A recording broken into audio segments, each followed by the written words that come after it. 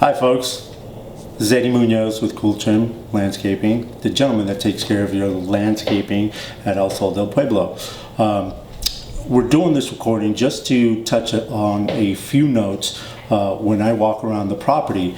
One of the things that we're looking at is when we walk around a few properties that don't have a lot of foliage. It's just pure gravel. There is some plants, but not as consistent as other properties. So that's one of the things that I think needs to be addressed, may need to look at.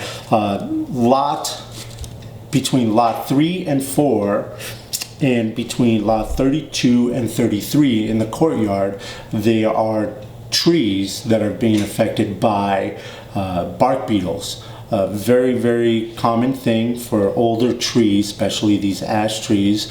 We have removed 2 of them, and I will show you some pictures with the bark beetles being affected. One we removed at the El Sol office building, and the other one was adjacent to the pool, and they showed signs of bark beetles. So that's one of the things that we need to look at and address. On these trees, there's one in particular we've lost a couple of huge limbs because of the weakening of the tree trunk due to the fact of the bark beetle. So we need to be aware of these trees and the surrounding safeties of your tenants, vehicles and such.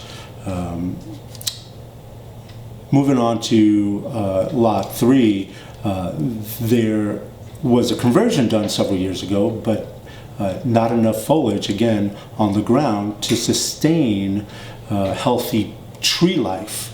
So we need to add more foliage around the trees, and 2 things will occur.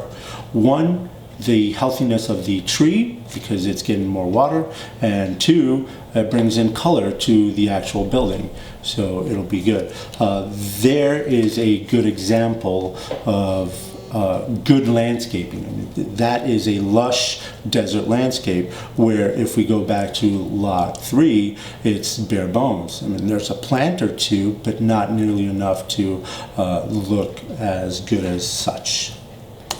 In front of lot 18, between lot 18 and 17, there's 3 big pine trees.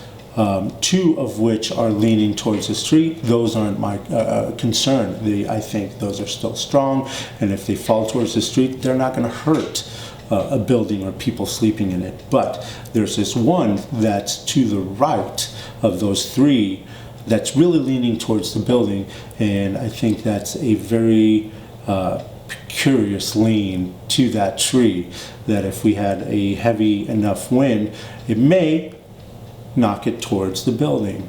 Not saying it's going to, just going, it may. And that's a safety hazard for people that are staying in that building, in those apartments. Lot 22 has a dead tree. It's been there for several years now, which needs to be addressed and cut down, taken out of there.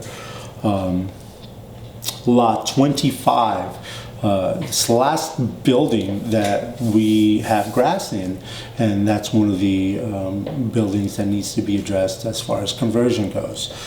When we do this conversion, we eliminate all the grass in the entire HOA association at El Sol. Okay. Moving on to lot 26, 27, there's a walkway that goes in between both buildings.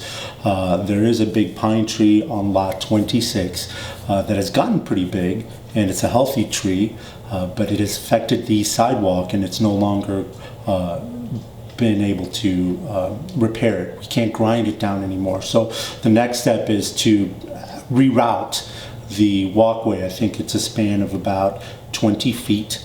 And that needs to be addressed because it's just become a trip hazard. This building is where one of the very first pine trees that was knocked down. We've lost 2 so far.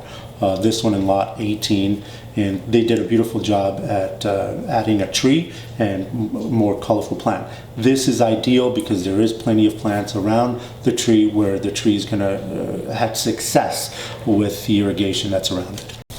So lot 3031, this is a big pine tree that's a concern that hasn't been trimmed yet, and there's not enough foliage, green plants underneath to keep it healthy. And you can tell there's a nice lean towards the street, not towards the building, so that's a good thing, but it's still towards the street. I think one of the things that I would recommend is a nice trim. Get most of the dead stuff off, get a lot of weight off, and then in addition to that is adding plants into the surrounding tree just so it can have better irrigation.